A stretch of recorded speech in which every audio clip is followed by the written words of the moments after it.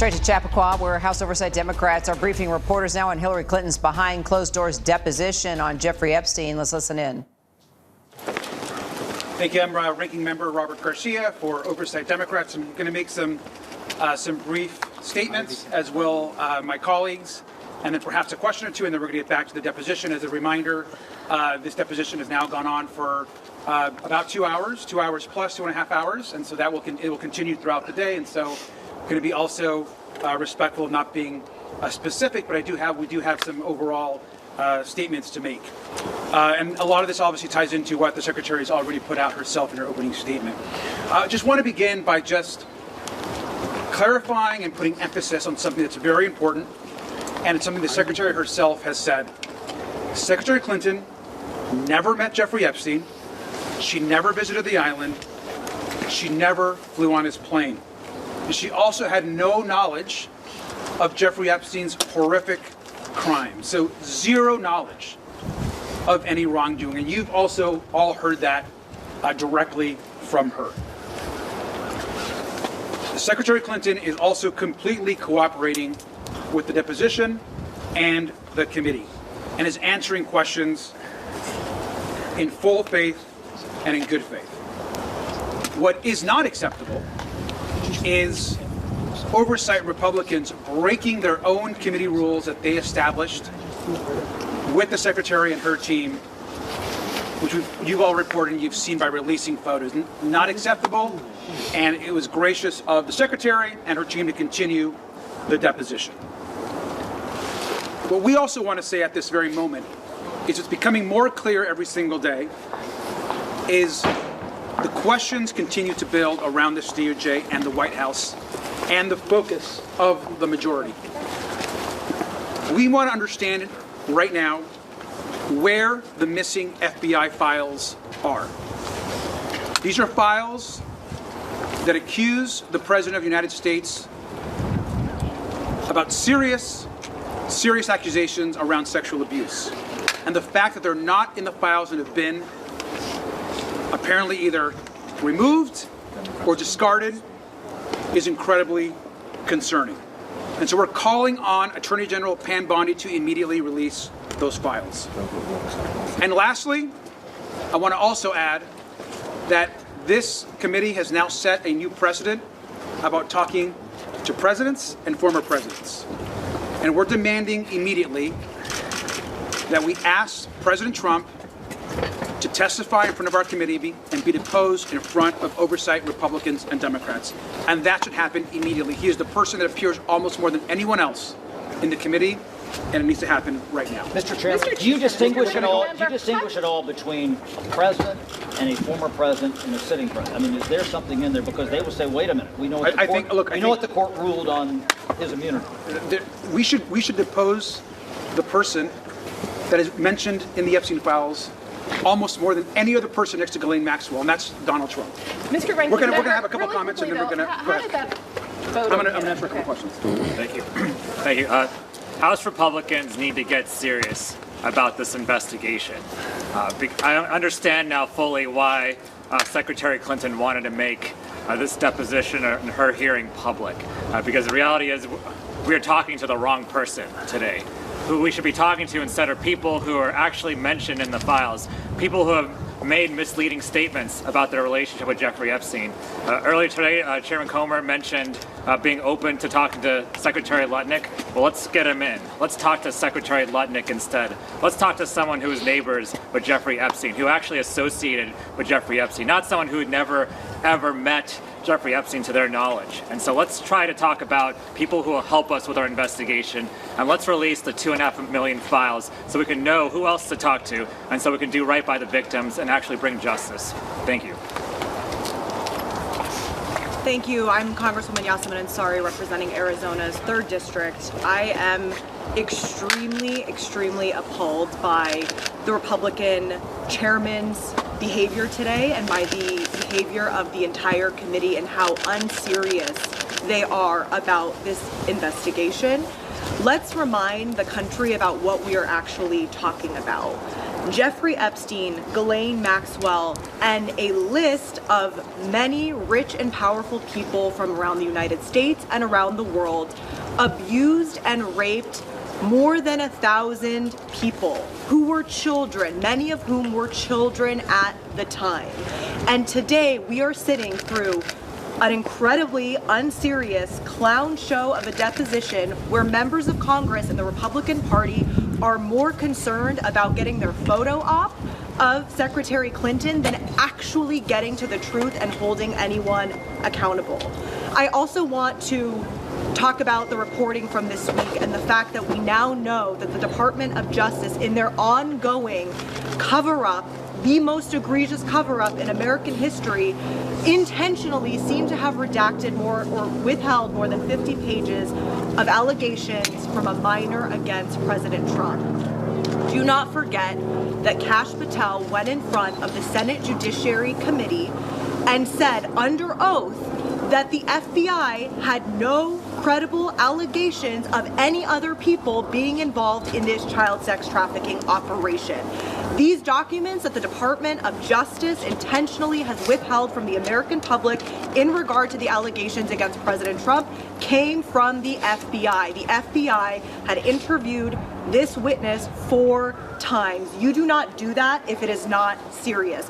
So Kash Patel needs to be immediately brought back before the Oversight Committee. He needs to answer these questions again, and we need answers immediately. Again, America is watching. Young people in this country are watching to see if powerful people will continue to protect other powerful people and whether or not Congress will actually hold these perpetrators accountable. Thank you. Wesley Bell, Missouri's 1st Congressional District, and as a former prosecutor, I've been involved in leading investigations in serious offenses, and this ain't it. What we're seeing is political theater. What we're seeing is folks that are looking for headlines and tweets as opposed to doing the business of going about getting justice for the victims in this case, and survivors in this case, I should say, as well. And I think that that's what I think some of our friends on the other side are losing sight of, is that we are here to make certain that justice is served.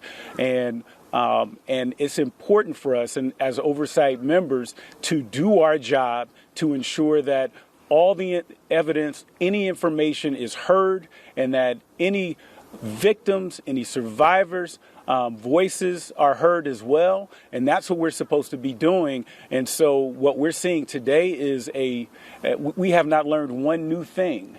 The secretary is here. She is more than happy to have all of you come in there and into this deposition and hear her out.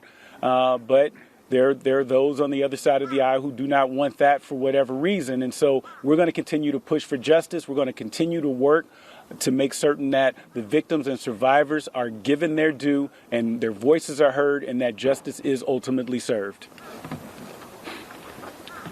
Thank you. I'm James Walkinshaw from Virginia's 11th District.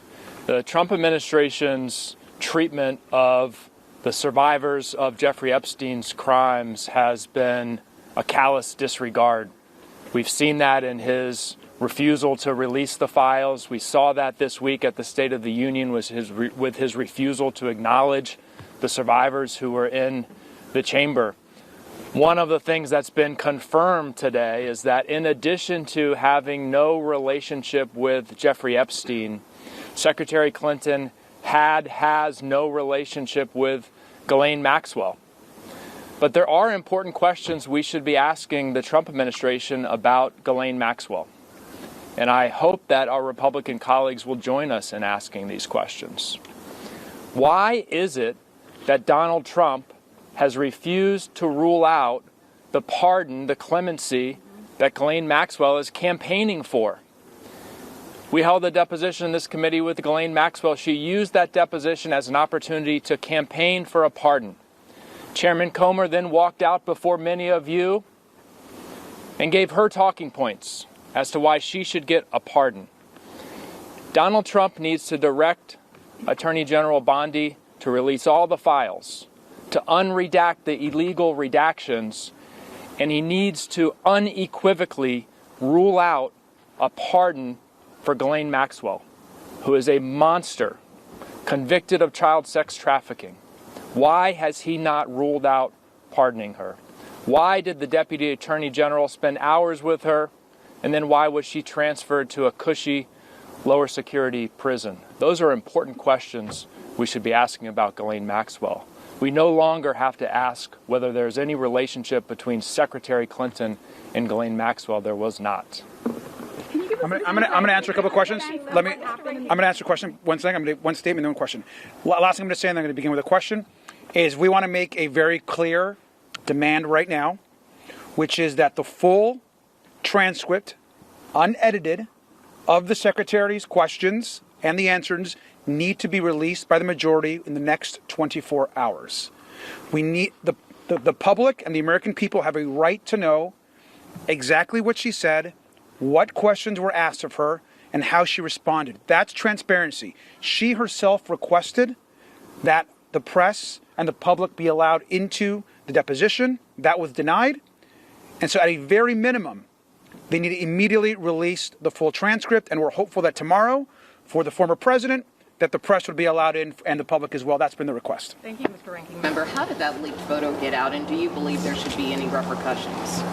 Well, the repercussions should come from the majority and from Chairman Comer. I mean, it was very clear that leaked photo was sent out by a member. I think it's not hard to figure out what member that was by looking at the photo. And the fact it was not just one photo, it was one photo and then a second post that also included a photo as well. And so that was completely against the rules. I think we're grateful that the Secretary continued the deposition, but not acceptable.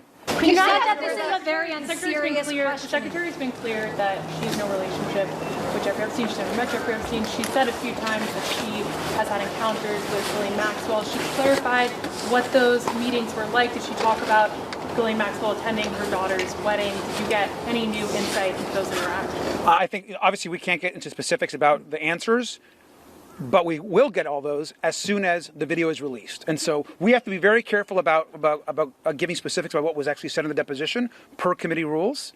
So which is why we're demanding right now that James Comer and the Republicans release the full transcript where all of the questions that were asked will be fully answered by Secretary Clinton. What I can say is that she, again, never met Jeffrey Epstein, never went to the island, never went to the plane, and had no knowledge of any of his crimes. This is completely unacceptable. As to Howard Lutnick, when Comer went in, he said it's a possibility when I asked him if Lutnick would be subpoenaed. Mace then said she had an email printed out that she wanted to ask Clinton about. What was that line of questioning like in the room, and was there any discussion about moving forward on a request or a subpoena for Lutnick? We've made the request of Howard Lutnick. It is unacceptable that we have the Commerce Secretary who has lied and lied and lied about his relationships with Jeffrey Epstein, the fact that he went to the island, he went on the plane, he went into business with Jeffrey Epstein, and yet sat there in a chair with a reporter and lied to the American people. He should resign today. He should be removed from office, and at minimum, should come before the committee. I think everyone's been clear that we need to hear from Howard Lutnick. What was the line in the room, the questioning in the room? I'm not. I want all of the Secretary's responses to be released immediately, or I want the press to be allowed in to get details on that. Can you give us a sense of what it was like in the room? Is this a very tense deposition? And also, can you give a little bit more color of what exactly happened when this moment on social media is shared? Was there back and forth about letting the press inside the room? So what I can say is obviously everybody was very taken aback by the committee rules being essentially not enforced and certainly just broken immediately. That is not acceptable, especially when the Secretary said from day one that she wanted the press in the room. When the incident happened, I think this is something that can be reported, the Secretary's team continued to demand, even after the incident, to let the press into the room, because what was important for her is that her answers to the questions not be edited, that the video not be edited. And so we understand that, and we're committed to getting this video transcript out immediately. To be clear, she's answering every question. To be clear, she's answering all the questions. To be clear, she's answering all the questions. I think I can safely say that she's not taking the fifth. Mr. Garcia, last question. In terms of her understanding of her husband's relationship with Jeffrey Epstein, is that something that she's been asked about? I want the full transcripts to be released immediately, and I think everything that she said in her testimony will be cleared. Thank you all very much. Thank you.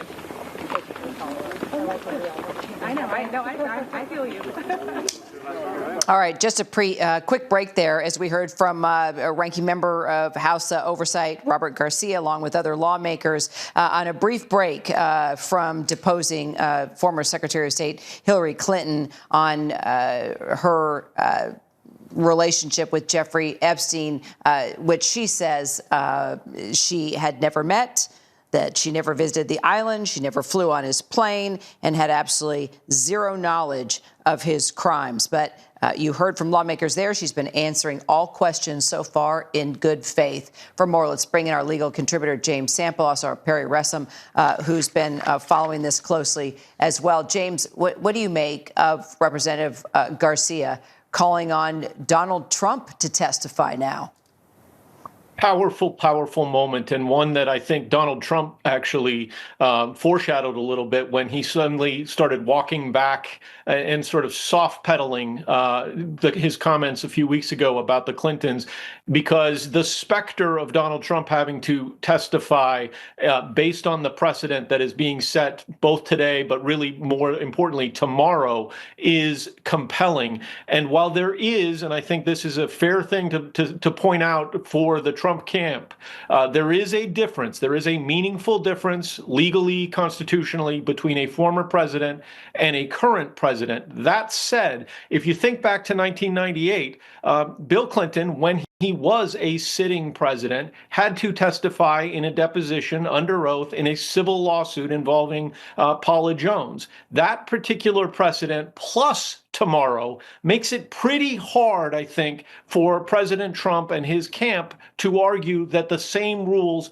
do not apply to him. If you think about it, the way I would frame that, Kira, is simply this: is one civil lawsuit, very important sexual harassment lawsuit for Paula Jones against Bill Clinton, not minimizing that in the slightest, but is one civil sexual harassment suit as important as the entire scope and saga of the Epstein scandal and child rape? I think that the Epstein scandal at least ranks as equal, if not greater than that. And that will be hard for the president and his camp to campaign against.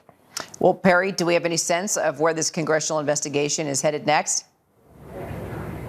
So we know tomorrow that they're going to be speaking with the former president of the United States, Bill Clinton. It's also very interesting to see how the Democrats are trying to reframe the day. So instead of just focusing on the former Secretary of State, they are trying to highlight the rules that were broken, the House committee rules that were broken when that picture from inside the room, inside the deposition, was then leaked on social media. But the Democrats have been clear coming out there today, reiterating what Hillary Clinton has said both publicly and then apparently, according to them, privately behind closed doors in that deposition, where she said she never met Jeffrey Epstein, never went to the island, never went on the plane, never had any knowledge of his crimes, and then answered those questions in full faith. So curious to see where this goes going forward, but that's been the messaging the entire time from both Hillary Clinton and then the Democrats as well leading into the day, and it seems like the focus will now be on former President Bill Clinton tomorrow.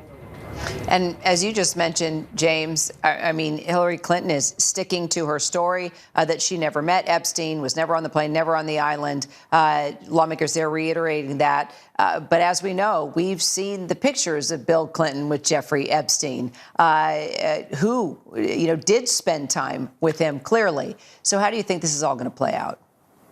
No doubt. And I think that distinction is absolutely meaningful, Kara. I think, look, there's no question that, in my mind anyway, and I don't think there's much question in the minds of many Democrats even, that Bill Clinton having to testify under oath, whether it's in a public hearing or a private hearing, and the Clintons certainly wanted these depositions to occur in a public setting. They've had a very strong track record of performing well in public hearings.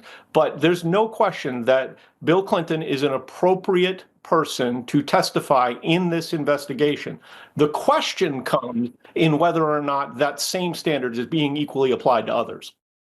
Perry Ressam, James Sample, thank you both.